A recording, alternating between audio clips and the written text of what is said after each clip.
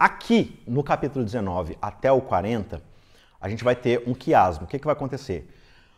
O 19 você tem uma introdução, e aí do 20 até o 24, que são os mandamentos, você vai ter uma espécie de prólogo, digamos assim, e aí você vai ter o seguinte paralelo. Deus vai anunciar que vai morar no tabernáculo, ou seja, ele vai se fazer presente entre o povo. Essa é a ideia A.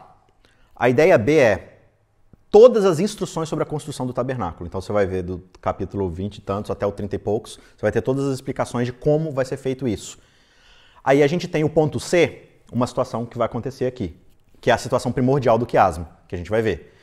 Aqui na ideia D, que rima com a ideia B, eles vão construir tudo aquilo que Deus estabeleceu para fazer. Então aqui tem o plano, aqui tem todas as instruções, aqui eles vão colocar isso em prática e vão construir. Aqui na A, Deus falou que ia morar com eles, você termina na E, com Deus habitando entre eles, Deus colocando sua glória dentro do tabernáculo. Então você tem aqui as rimas, né? E no centro disso daqui, então assim, a coisa mais importante, ela não vem primeiro ou por último, ela está no centro desse cruzamento de ideias. Então a história, ela te conduz, né? Para você entender que, não, isso aqui está bem no centro da coisa, então é a parte mais importante. Então ela que dá o sentido e o significado para você entender o que vem antes e o que vem depois.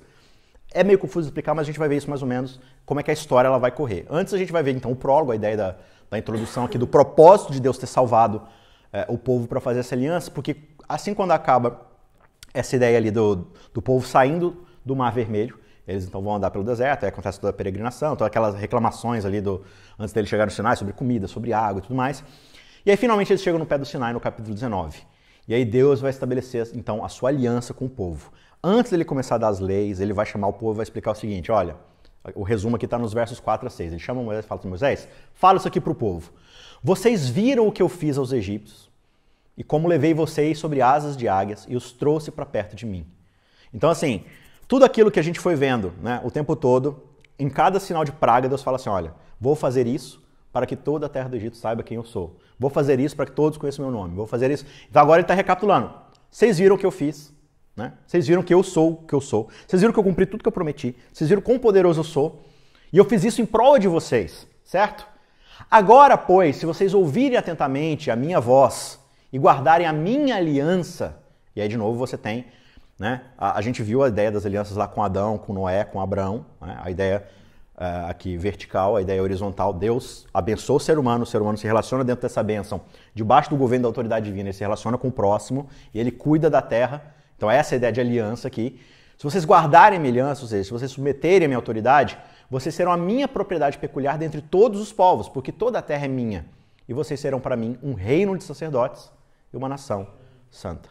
Então veja, a gente vai ver no decorrer do Êxodo como é que Deus separa dentro de Israel uma tribo sacerdotal, que são os levitas. Ou seja, vocês vão fazer essa intercessão sacerdotal entre Deus e o povo. Só que o propósito de Deus é que Israel seja o sacerdote que vai apresentar Deus, que vai fazer essa intercessão entre Deus e todas as outras nações, todos os outros povos. Para isso, Israel precisa se tornar aquilo que ela não é até agora, um reino, uma nação.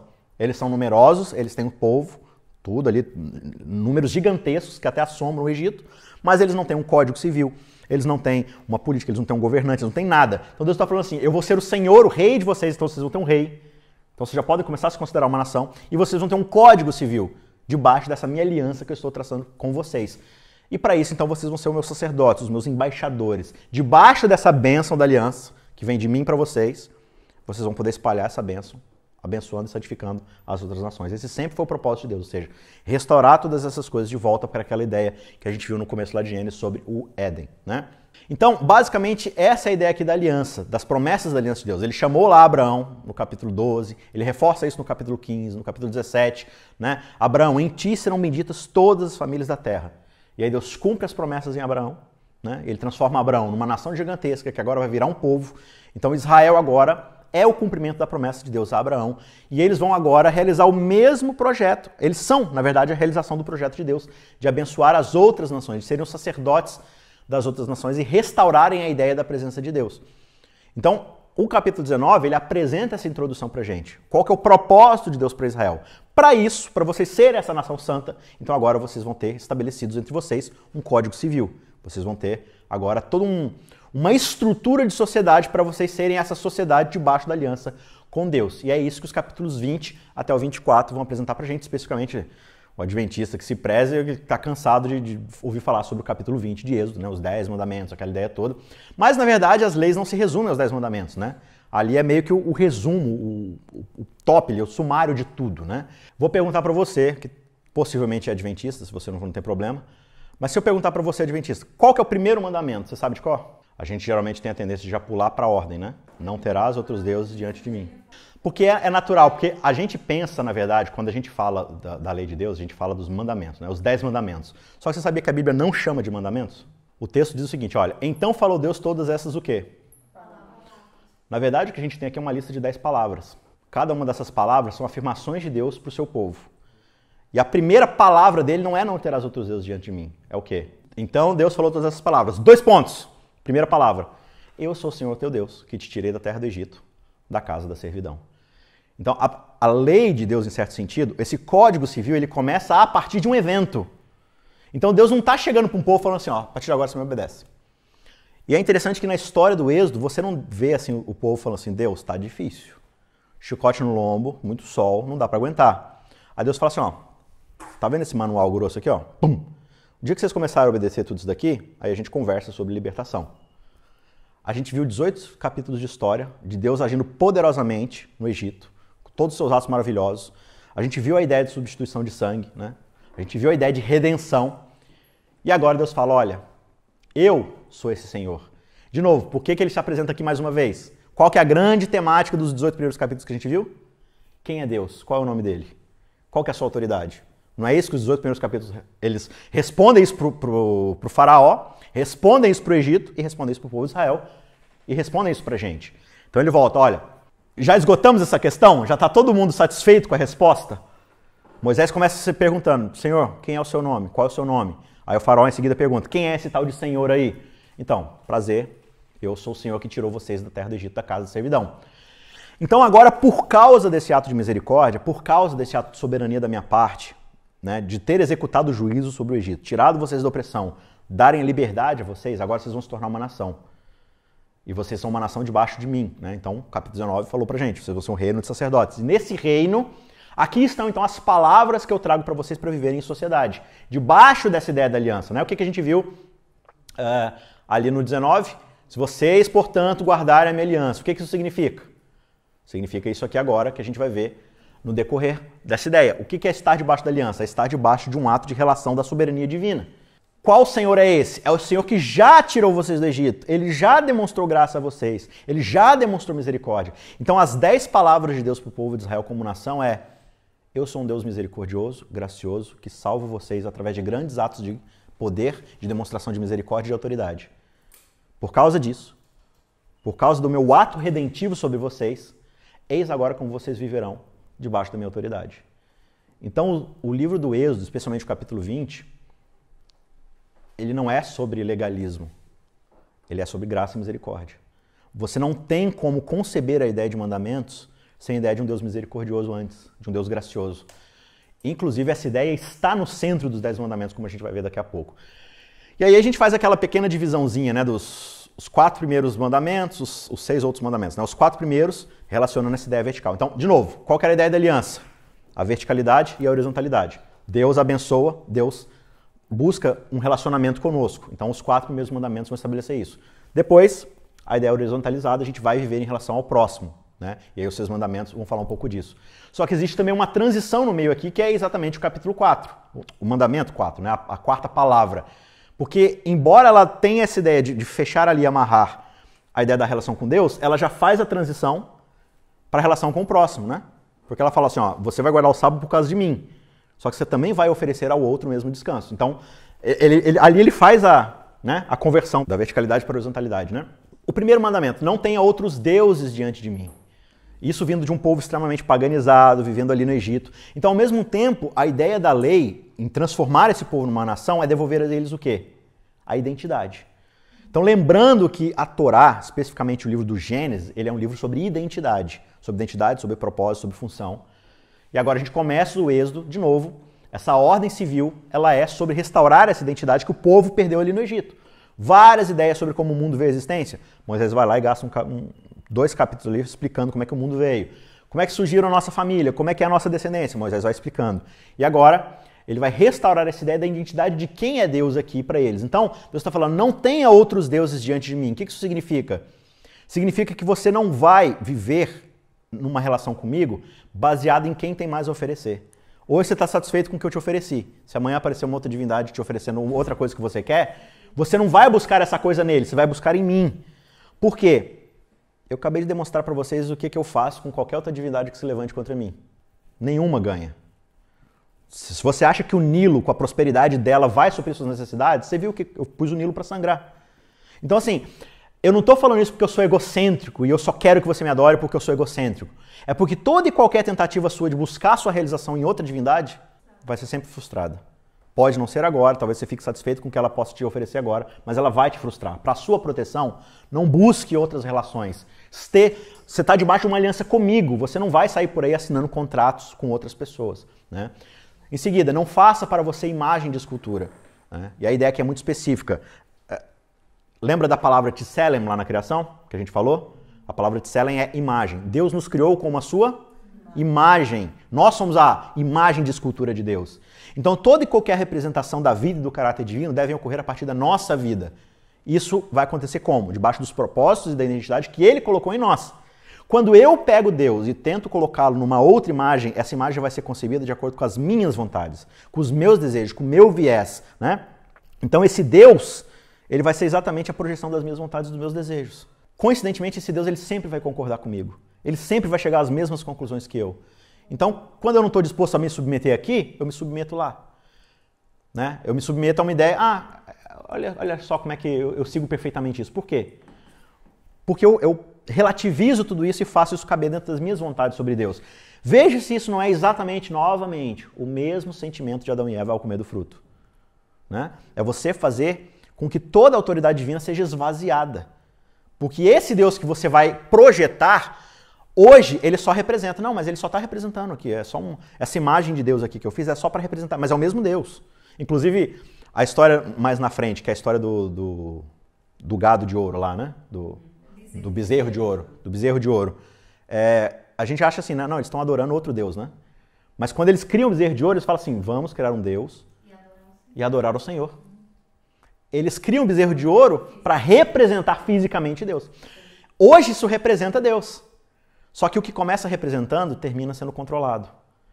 Então ele começa representando, mas aí eu vou aos poucos, eu vou manipulando, eu vou distorcendo, eu vou esvaziando a autoridade divina.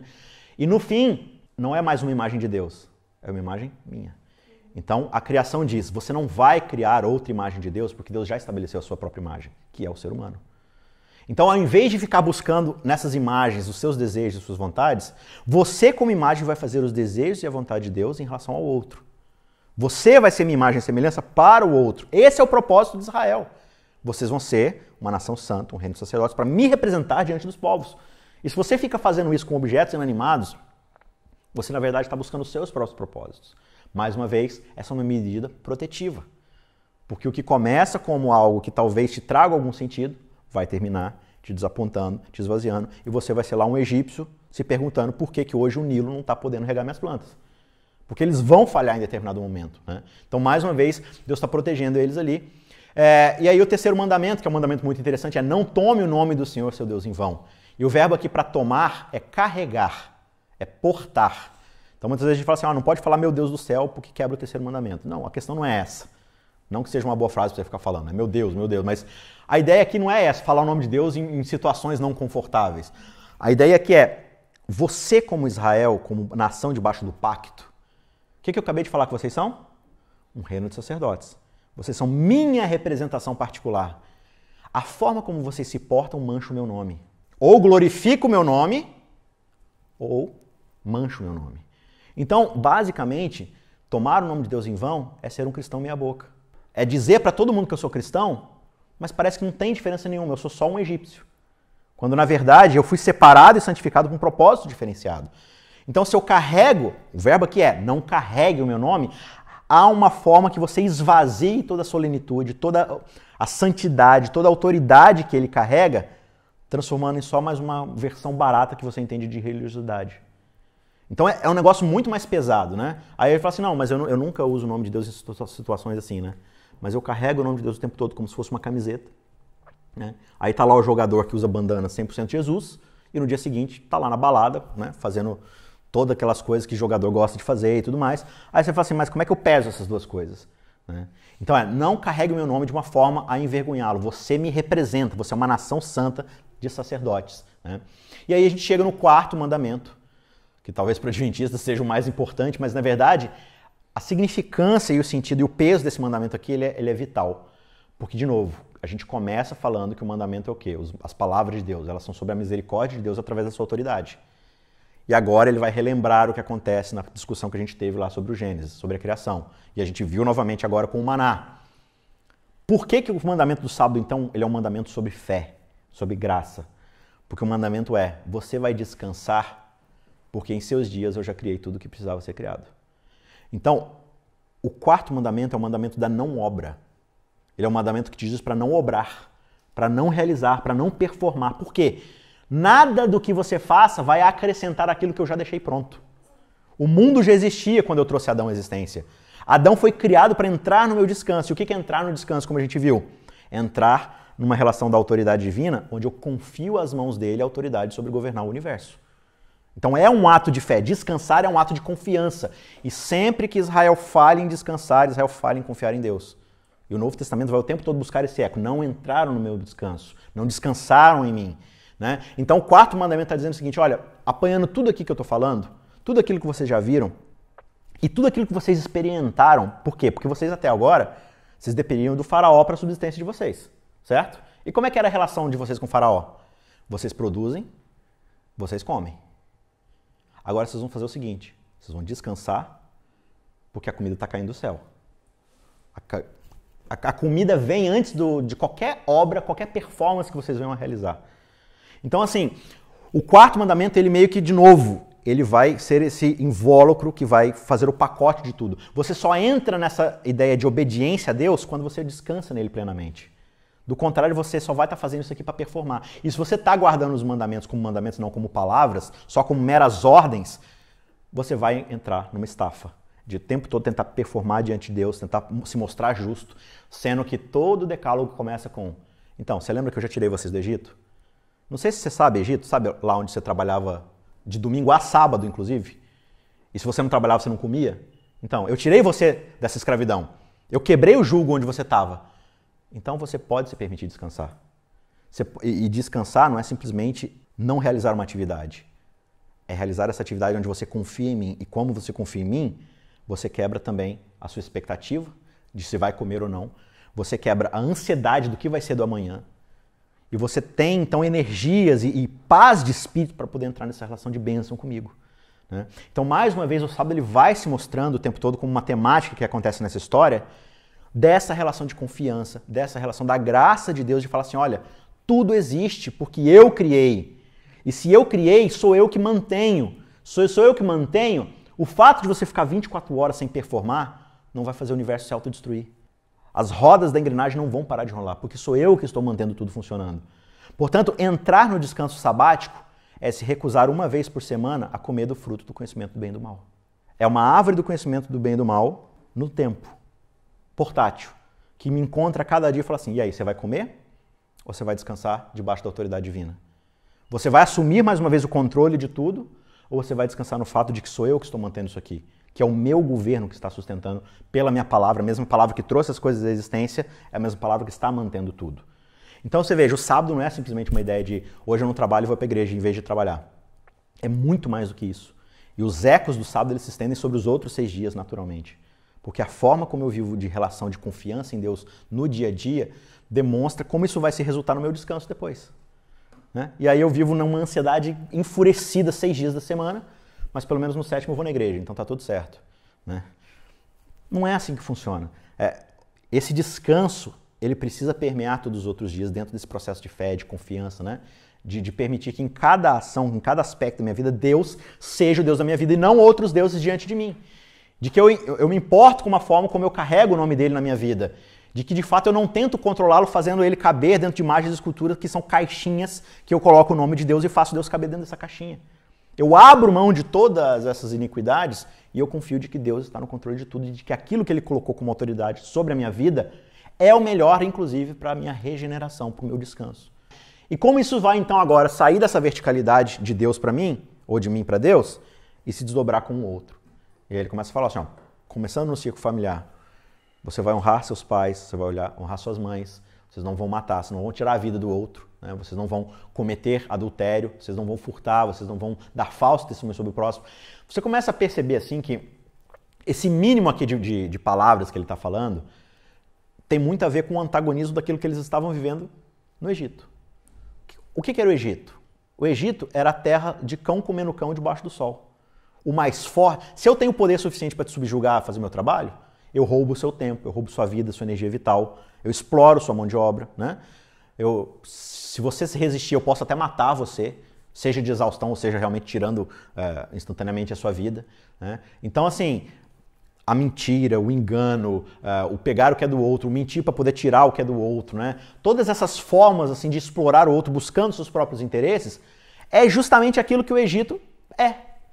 Debaixo dessa... Então você falou assim, olha, eu libertei vocês do Egito e agora eu preciso libertar o coração de vocês do Egito. E para isso existe uma forma como vocês vão se relacionar. Então todas essas palavras, mais uma vez, elas precisam ser enxergadas não como obrigações legalistas, mas como medidas protetivas para que a gente possa se relacionar debaixo dessa nação sacerdotal, sendo bênção para a humanidade. Não há como você ser essa bênção e ter essa relação de bênção com o outro debaixo de Deus se você não passa debaixo disso, né? Então, assim, os outros capítulos, 21, 22, 23, 24, eles vão desdobrar, ampliar um pouco esses 10 mandamentos, eles vão, né, trazer mais detalhes, mais explicações, mas esse é basicamente o passo inicial de autoridade de Deus ali, dando esse significado civil para o povo e tudo mais. Então, no fim das contas, a lei tem pelo menos esses dois propósitos. Primeiro, eles precisam compreender o caráter do Deus que eles agora vão adorar. O Deus com quem eles estão entrando em aliança. Então, de certa forma, os mandamentos eles vão explicar quem é esse Deus.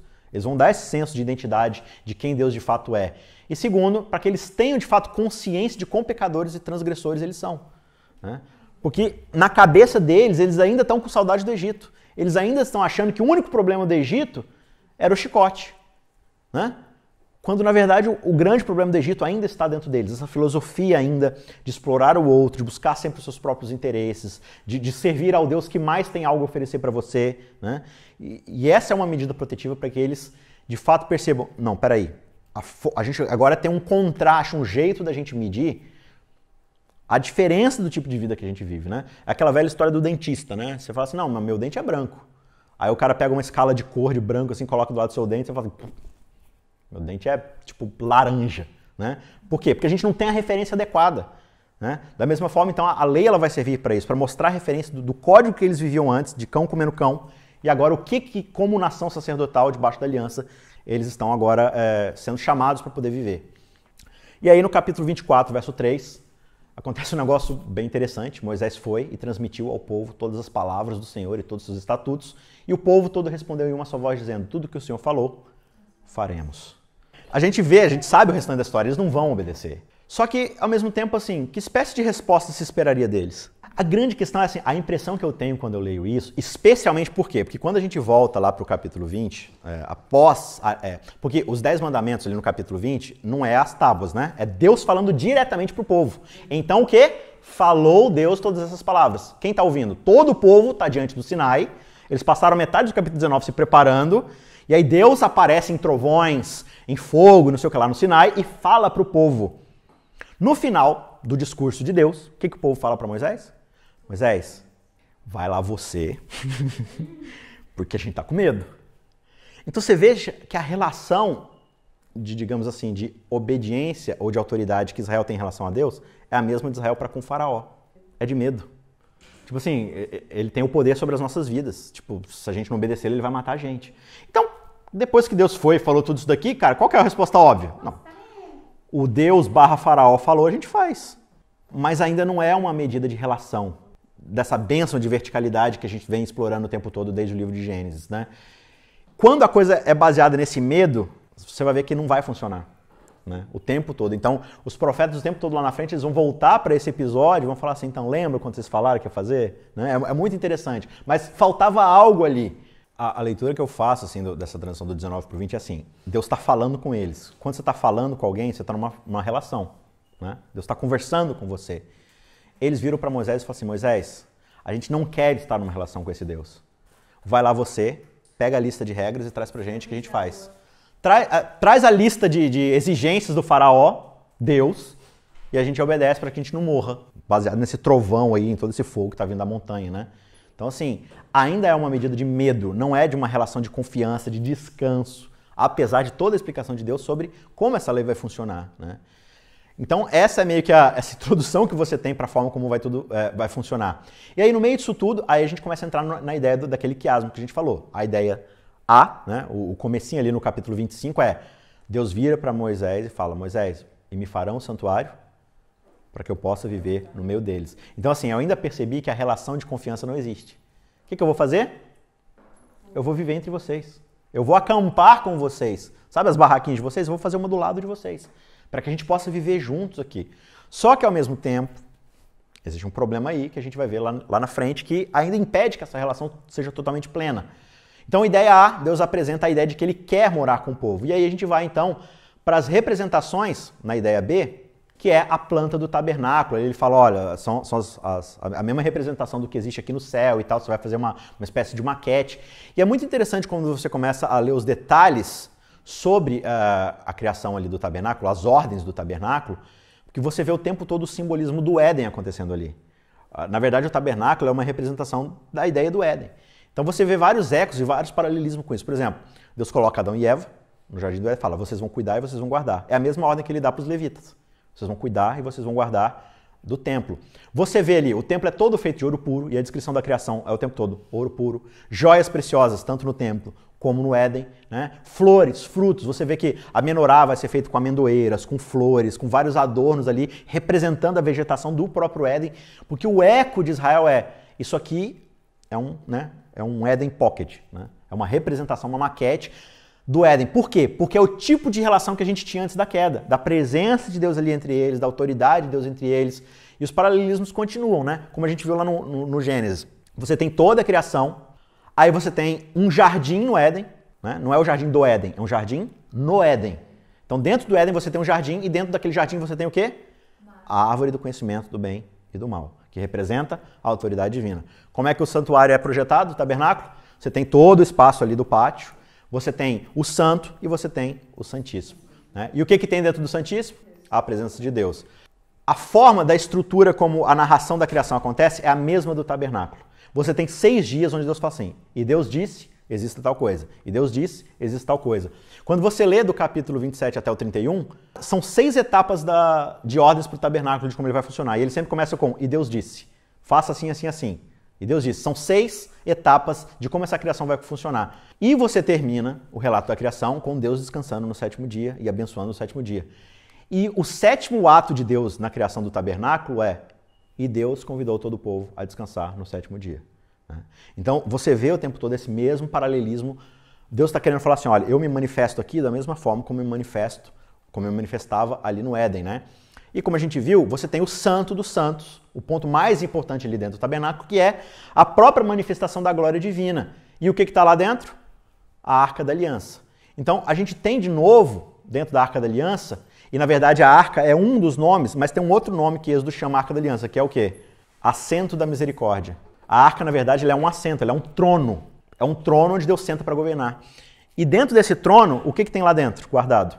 Os 10 mandamentos. Então, assim, a lei de Deus, a sua autoridade de dizer o que é bom e o que não é, o que você deve e não deve fazer, está debaixo do seu trono, que representa a sua autoridade. O que representava isso no Éden? A árvore do conhecimento do bem e do mal, né? E agora, por causa dessa relação, assim como lá no Éden, Deus fechou as portas do jardim, colocou querubins para guardar a entrada, o que você tem agora no Santíssimo em relação ao santo e ao pátio? Você tem uma cortina fechando e bordado nas cortinas, em ouro, estão os querubins. O que essa cortina está representando? Você não pode ainda entrar na minha presença plenamente. Eu estou aqui entre vocês. Só que a gente ainda não restaurou o tipo de relação que a gente tinha, né? Então o que acontece com qualquer um que atravessar essa cortina? A mesma coisa com qualquer um que tentasse atravessar lá os portais do Éden, né? O guardião fulminante vai descer a espada de fogo em você e acabou. Então a gente tem aqui ideia A, Deus diz que vai habitar entre eles. Ideia B, Deus dá os planos, as explicações de como ele vai habitar entre eles, né? E agora a gente chega no X do quiasmo, o ponto principal aqui desse trecho da história, que é o capítulo 32 a 34. Diante dessa ideia de que tudo isso está acontecendo, todas essas ordens que Deus está dando, é Moisés lá em cima no monte conversando com ele, certo? Enquanto Moisés está lá, o que acontece aqui embaixo? O episódio da idolatria, do bezerro de ouro, né? Primeiro mandamento, segundo mandamento, tudo aqui já está caindo por terra. De um povo que no capítulo anterior tinha dito o quê? Tudo que o Senhor falou, faremos. E de novo, a ideia deles aqui não é que eles estão simplesmente adorando outros deuses. Eles estão simplesmente tentando fazer Deus caber dentro da agenda deles. Não, já 40 dias já que Moisés não aparece, a gente precisa de um Deus que a gente possa enxergar, porque se a gente enxergá-lo, a gente pode controlá-lo. Então ele pode fazer nossas demandas, ele pode seguir nossas exigências, a gente pode controlar ele.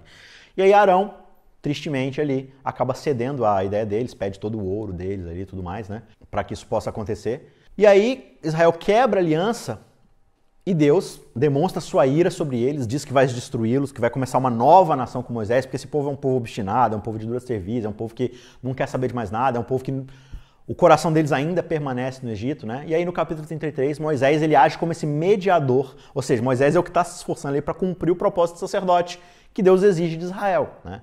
E aí Moisés disse ao Senhor, se a tua presença não for comigo, não nos faça sair desse lugar, pois como se poderá saber que alcançamos favor diante de ti, eu e o teu povo?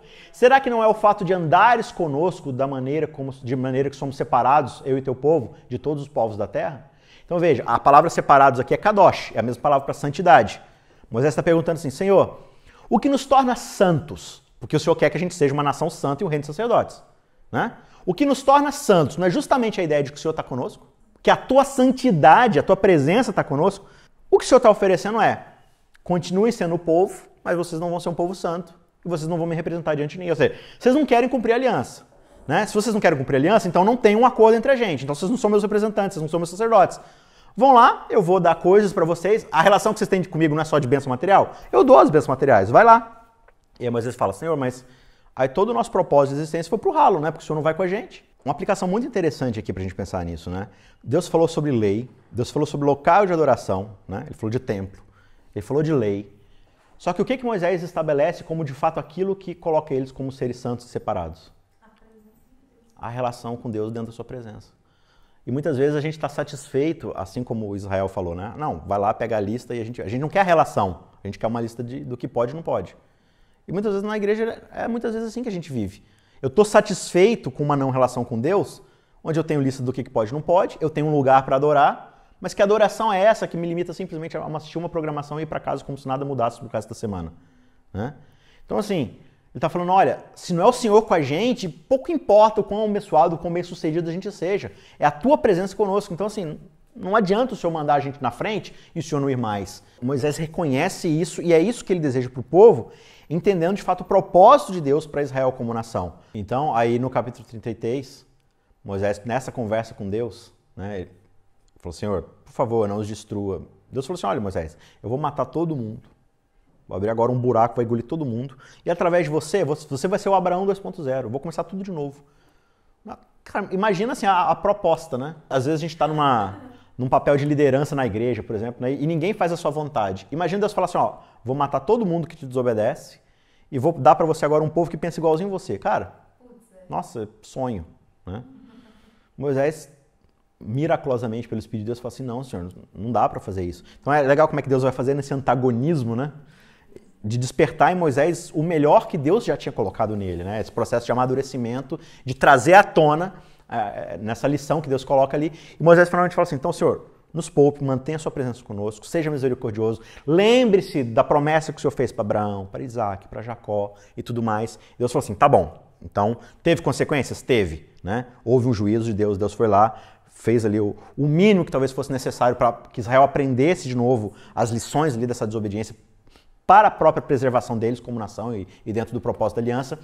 E aí acontece uma coisa muito interessante que norteia pra gente então toda essa ideia do santuário aqui, que talvez a gente não tenha ligado uma coisa à outra, mas esse momento aqui da conversa de Moisés com Deus explica toda a ideia do santuário. Moisés diz, peço que me mostres o quê? A tua glória. Isso aqui está tudo dentro do contexto de que Deus quer destruir o povo, que o povo é desobediente, é iníquo. E aí Moisés entre aspas aqui, consegue o perdão divino para o povo, né, nessa mediação. E aí Moisés já estava ali no 1-0, né? Vamos colocar os atacantes para cima. Então, Senhor, já que eu estou aqui mesmo, estou sendo ousado de pedir que o Senhor não julgue ninguém aqui, o Senhor não destrua ninguém. Então, já aproveita e me mostra a tua glória.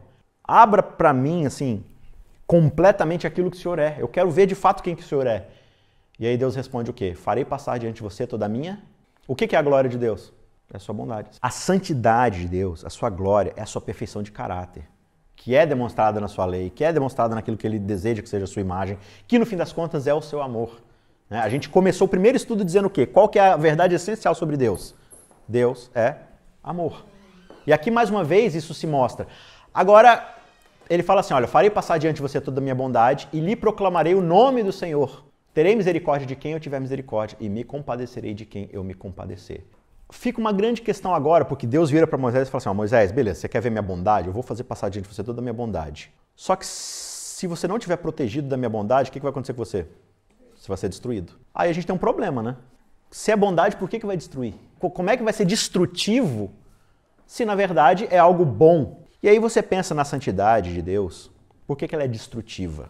Porque se ela é a pureza e a essência de toda a bondade, no seu estado mais puro e mais perfeito, o que sugere em tudo que não é perfeito, puro e bom? Pensa, por exemplo, na ideia do sol. Vamos pegar aqui a santidade e comparar com o sol. O sol é bom ou é mau? O sol é o sol. Mas por que o sol é bom para a Terra? Só por causa da distância. O que acontece se a gente chegar um pouquinho mais perto? Se você mover um pouquinho mais perto do sol, já começa a ter aquecimento solar e tem que chamar o Greenpeace, o Leonardo DiCaprio, já dá problema. O que acontece se você se jogar direto no sol? Morre. Então o sol é mau. Porque se você chegar perto do sol, você morre. Então o sol é mau.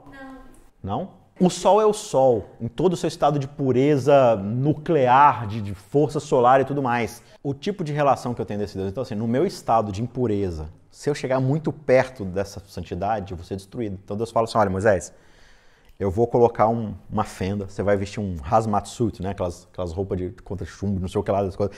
Vou colocar uma fendinha, eu vou passar atrás dessa fenda, virado de costas, no escuro, tipo, você vai ficar com os olhos fechados, atrás de um negócio de titânio, e aí Moisés fica tipo uns 30 dias radioativo, né?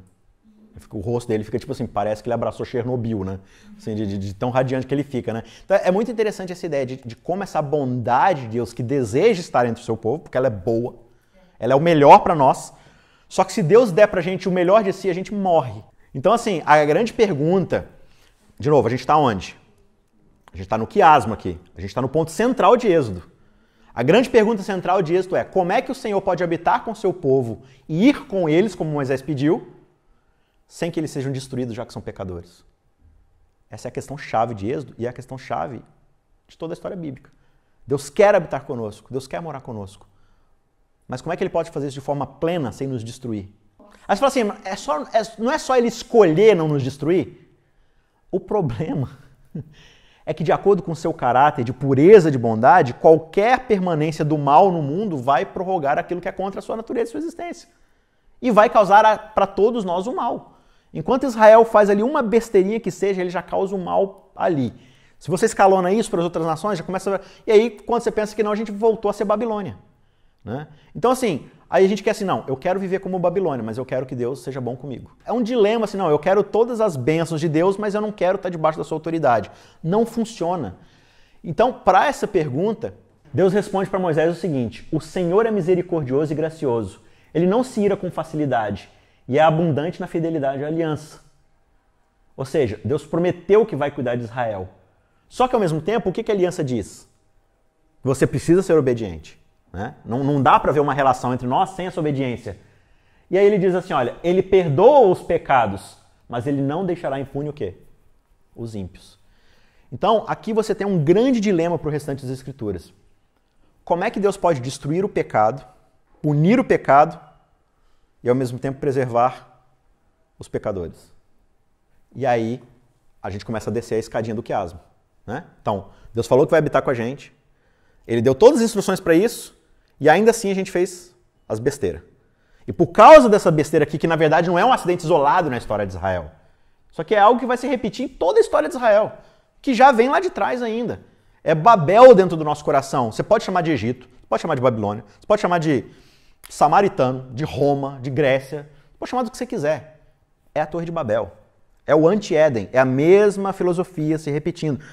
Como é que então Deus pode nos resgatar disso, né? Poupar a nossa vida e ao mesmo tempo não deixar os pecados impunes? Então, aconteceu esse problema. Deus deveria demonstrar o seu juízo de destruir tudo. O que é que ele demonstra? Misericórdia, amor, graça. Serei misericordioso com quem eu quiser ser misericordioso, né? Então, no centro da história aqui, do Êxodo, você tem assim, ó, Deus quer que a sua vontade perfeita seja executada, os 10 mandamentos. Ok. Aí o povo vai e não faz. Deus falou assim, eu vou executar juízo sobre isso. O que ele faz? Ele demonstra misericórdia. Então aqui no centro do quiasma aqui de Êxodo, você encontra a graça e a misericórdia de Deus. Só que ao mesmo tempo ele fala, para que haja essa misericórdia e essa graça, você está criando um desbalanço no universo, certo? Porque essa impiedade, ela vai continuar existindo. Você não pode simplesmente estralar o dedo e permitir que... Não, vamos fingir que nada existiu. Uma mancha acontece na gente, algo fica dentro de nós cada vez que a gente executa a impiedade. A gente vive nisso, essas feridas ficam e elas se prorrogam na nossa forma de viver. Como é que a gente faz então? Né? E aí a gente começa a descer então o degrau do quiasma e no verso seguinte, nos capítulos seguintes, eles começam então a construir o tabernáculo. Deus vai dando todas as ordens ali de como isso está sendo feito. O Espírito Santo vem, habita nos artesãos. É uma coisa muito bonita assim. E ele começa a estabelecer então como os sacerdotes vão agir, as festas ali, os sacrifícios, como é que eles vão ser feitos, né, diariamente ali e tudo mais. Ou seja, ele vai explicando como é que então Deus vai tolerar a impiedade para não nos destruir completamente e ao mesmo tempo trabalhar para a nossa restauração enquanto isso acontece, né? E aí a gente conclui o livro de Êxodo, porque, né, a ideia B aqui, Deus falou que vai habitar. A última ideia de Êxodo termina com Deus descendo com toda a sua glória sobre, não toda a sua glória, né, mas assim, Deus demonstra a sua glória ali sobre o tabernáculo. E quando o tabernáculo se enche da glória de Deus, a partir daquele momento ali Moisés não pode mais entrar no tabernáculo. Se ele entrar, ele vai ser destruído também. Alguém que estava o tempo todo ali conversando com Deus, pediu para ver a glória de Deus e tudo mais. E o texto diz que a glória do Senhor encheu completamente o tabernáculo. Agora, então, aquilo que era só uma maquete ganhou vida e se tornou, de fato, uma representação da presença da corte celestial do Éden. Aquele que entrar na presença de Deus da forma como está, vai ser totalmente pulverizado, né? Só que, ao mesmo tempo, esse negócio, esse lugar, que é quase uma coisa radioativa, se você chegar muito perto, você morre. Ao mesmo tempo, essa coisa é exatamente aquilo que vai purificar Israel dos seus pecados. Então, você tem aí essa... Como é que algo extremamente destrutivo, que cobra um preço tão alto sobre a vida... é justamente aquilo que vai nos restaurar, né? Então, a pergunta de Êxodo é, o próprio Moisés aqui não pode entrar na presença de Deus mais, né? Agora que, digamos assim, a coisa está valendo. A pergunta é, como é que um Deus santo, que deseja habitar com seu povo, pode viver com seu povo embora eles sejam pecadores? E aí, para ampliar essa ideia, a gente vai para os livros de Levítico, né? Levítico, então, vai explorar um pouco mais essa ideia através das festas, dos sacrifícios, né? Toda aquela ideia da purificação, da santidade. Mas o que Êxodo deixa para a gente... não é simplesmente uma regra do que você deve e não deve fazer. Êxodo apresenta uma ideia de um Deus que nos salva por uma relação misericordiosa, que deseja estar conosco, mas ao mesmo tempo a sua bondade nos destrói. E por isso ele demonstra misericórdia, nos poupando desse juízo. Só que ao mesmo tempo Êxodo também apresenta que quando Deus executa o seu juízo e passa por cima dos ímpios, isso só pode ser feito a partir de um derramamento de sangue, de um sacrifício. A redenção ela só ocorre através do sacrifício. Então, se Deus não vai destruir Israel, sangue precisa ser derramado. Alguém precisa pagar o preço pela iniquidade que aconteceu, né? Então, agora o santuário vai ser esse cheque predatado, essa pilha, vamos colocar assim, né? Você precisa ficar trocando a pilha toda hora. Toda hora ficar trocando a pilha, até que venha um reator nuclear de graça e misericórdia para poder gerar energia eterna para esse tipo de redenção, né? Mas a contribuição de Êxodo para o restante da história bíblica é essa. É de levantar essa pergunta. Como é que a gente faz essa relação, né? E o restante da Bíblia, então, vai respondendo através da história como é que essa relação vai se dar, né? Então, lembrando aquele ponto que a gente viu lá, na primeira etapa do Êxodo, padrão redentivo de Deus. Ele nos tira da escravidão, através de um preço muito grande que exige derramamento de sangue, para uma relação de adoração. Quando você entra nessa relação de adoração, o que acontece? Aí a segunda etapa vai responder. Você tem que estar debaixo de uma questão de obediência, de seguir a autoridade, seguir a vontade de Deus. E quando você não faz, você está ameaçado pela destruição divina mais uma vez, pelo seu juízo. Como é que você resolve isso? Então, alguém vai vir para poder cumprir o que de fato o santuário, o tabernáculo está de fato levantando pra gente, né? Porque Israel, como a gente vai ver no restante da história, aí a gente volta de novo na primeira etapa lá, Israel, filho, é o representante, é a nação sacerdotal. Os caras saem do deserto, passam pelas águas, começam a reclamar, né? Começa a reclamar. E agora, daqui para frente, o livro de Números, na próxima estudo a gente vai estudar Levíticos e Números, né? A gente vai correr um pouco mais agora. O livro de Números é basicamente mimimi, né? É só isso. 40 anos de deserto choramingando porque não tem o tipo de comida que eu gosto, né? Ai, Subway de novo, né? Tipo, os caras só reclamam, né? Então, assim, isso vai se desdobrar pelo restante da história bíblica.